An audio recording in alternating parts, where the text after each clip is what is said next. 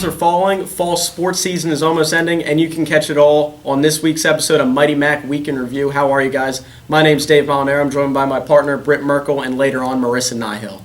Cross country competed in CSAC championships at Cairn University on Saturday. Angel Tramal Rodriguez became the first male Mighty Mac runner to win the CSAC individual championship with a time of 26 minutes and 19 seconds, 14 seconds ahead of the second place runner.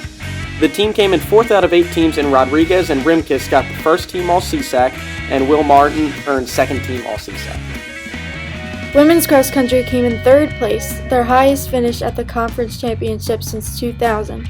Diana Cusick came in 9th and earned second team All-CSAC. Cross country will compete in the NCAA Mid-East Regionals on November 15th. Last week, field hockey needed a win against Notre Dame of Maryland and needed Marywood to lose in order to clinch their second straight playoff berth. Let's take a look.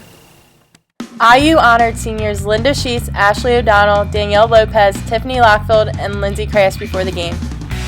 Already leading 1-0, Lindsay Crass races up the right wing and scores her first of 2 goals of the game to give IU a 2-0 lead.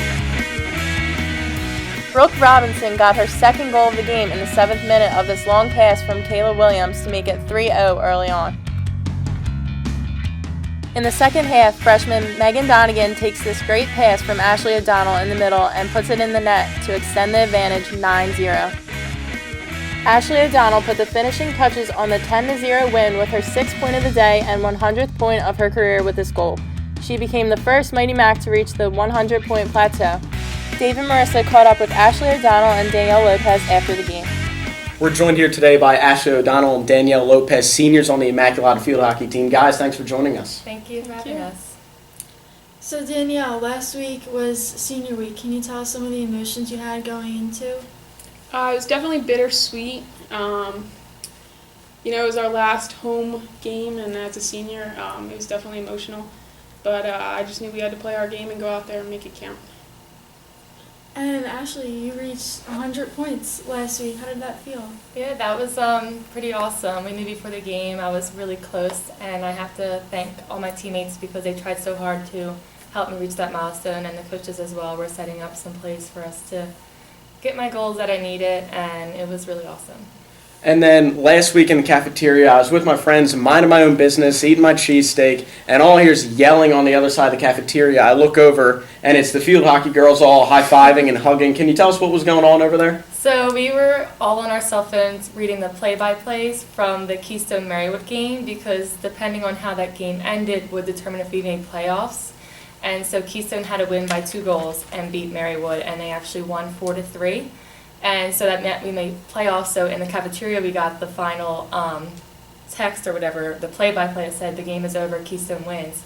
So we were freaking out because it meant that we were going to playoffs. Mm-hmm. So. And then, Danielle, it's been a total team effort this year. You two, Haley O'Donnell, Brooke Robinson, Rachel Haynes, Patsy Murphy, a total collective effort. We have a tough game at Cabrini. What does the team need to do to go there and get that upset win in the playoffs? We just have to go out there and play our game. We have to work together, no hesitation. We definitely have what it takes. We just need to work together and let it show out on the field. So, we'll see. Guys, thank you for joining us. Good luck this week. Thank you so much. Thank you. Field hockey earned the 4th seed and will be traveling to top-seeded Cabrini on Wednesday at 4 for a CSAC semifinal matchup. Good luck to the team on Wednesday. Volleyball fell to Newman 3-2 on Wednesday, but hosted Keystone on Saturday for their senior day finale. They're looking to wrap up their first playoff spot since 2008. Here are the highlights. In the first set, playing in their final home match, senior Brittany Thompson sets to Jamie Rombach, who puts away the kill for the 25-23 first set win. In the second set, Arden Vizard delivers this great cross-court kill for the Mighty Mac point. Immaculata won the second set 25-13. Playing in her final home contest, Steph Jeweler gets this kill early in the third set as the Mighty Macs look to finish off the Giants. To cap their home careers, Brittany Thompson sets Jamie Rombach, who puts away the Giants with the 29-27 third set victory. The Mighty Macs will be the 5th seed on Tuesday and the CSAC quarterfinals as they face the number 4 seed Cairn at 7 p.m. Good luck to the team. Men's soccer wrapped up their home season schedule with a night game under the lights at Draper Walsh Stadium versus Gwinnett Mercy. Let's take a look at the highlights. Goalie Michael Thompson stands tall in net making not one but two great saves to keep the game scoreless early on in the first half. Thompson would come up big again, making this save on the bouncing header, one of 6 on the night as he kept the Mighty Macs in it early. The Mighty Macs trailing 1-0 in the second half, Kyle Jumon makes a nice move to the inside and rips his shot with his left foot, but the Griffin keeper makes the stop and the Mighty Macs would fall 1-0 that night.